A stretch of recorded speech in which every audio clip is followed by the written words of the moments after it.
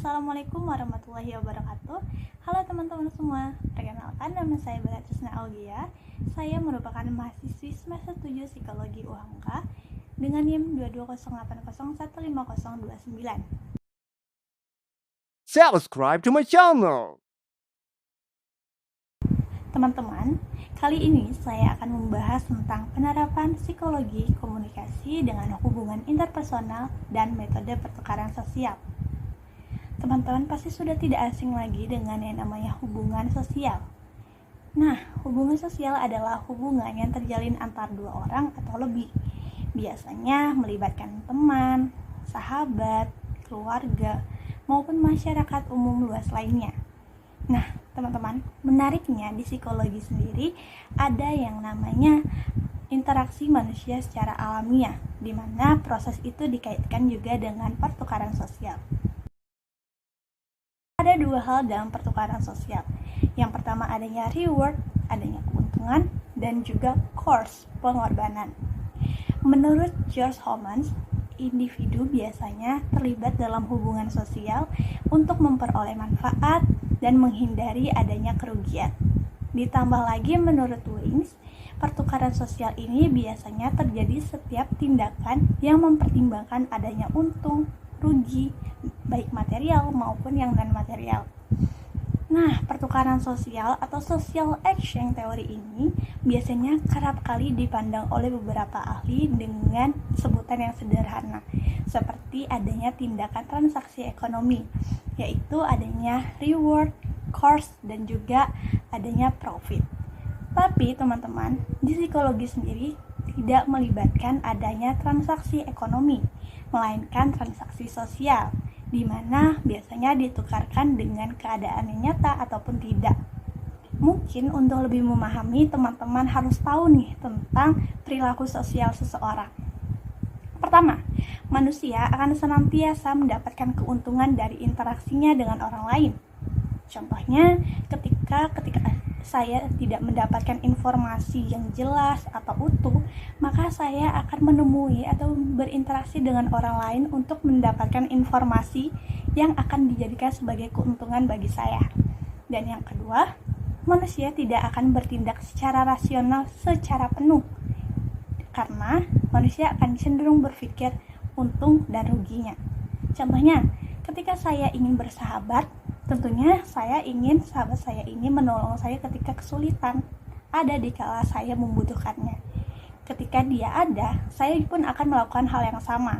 Begitu teman-teman. Nah, yang ketiga, manusia akan senantiasa berada dalam keterbatasan, sehingga dia akan mendapatkan keuntungan dengan transaksinya pada orang lain.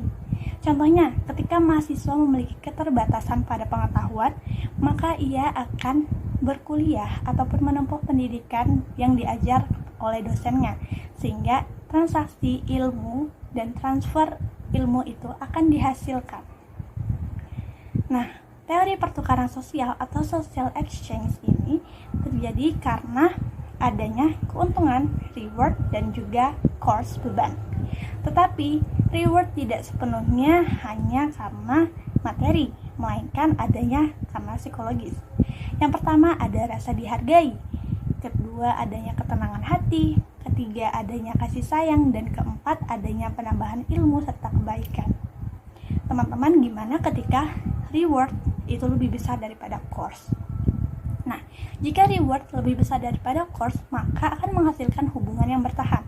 Contoh, ketika saya berteman, saya membutuhkan teman saya untuk mendukung saya, memberikan informasi, mendengarkan saya ketika saya punya masalah, maka hubungan tersebut akan langgeng dan juga akan menjadi positif. Tapi bagaimana ketika cost lebih besar daripada reward, maka hubungan itu akan terjalin jauh atau interaksinya akan terputus. Contohnya, ketika teman saya hanya mendatangi saya ketika butuh, ketika menuntut sesuatu, ataupun bahkan tidak menghargai saya, maka interaksi tersebut tidak akan baik terjalinnya.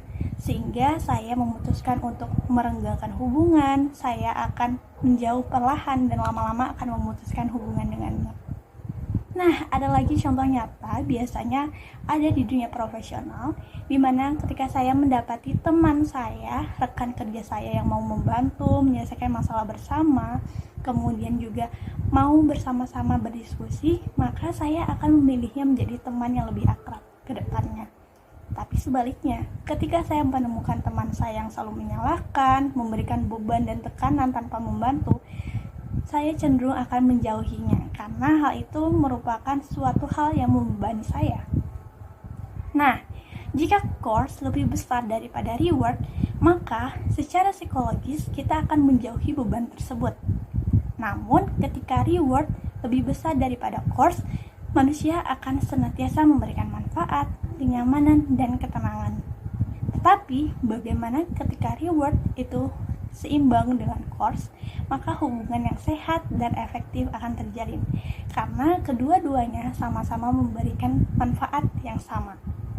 Sehingga kesimpulannya adalah hubungan yang sehat dan baik secara sosial maupun secara psikologis terbangun ketika manusia merasakan lebih banyak kebaikan daripada beban dalam setiap interaksinya. Sekian teman-teman penjelasan dari saya. Terima kasih. Wassalamualaikum warahmatullahi wabarakatuh.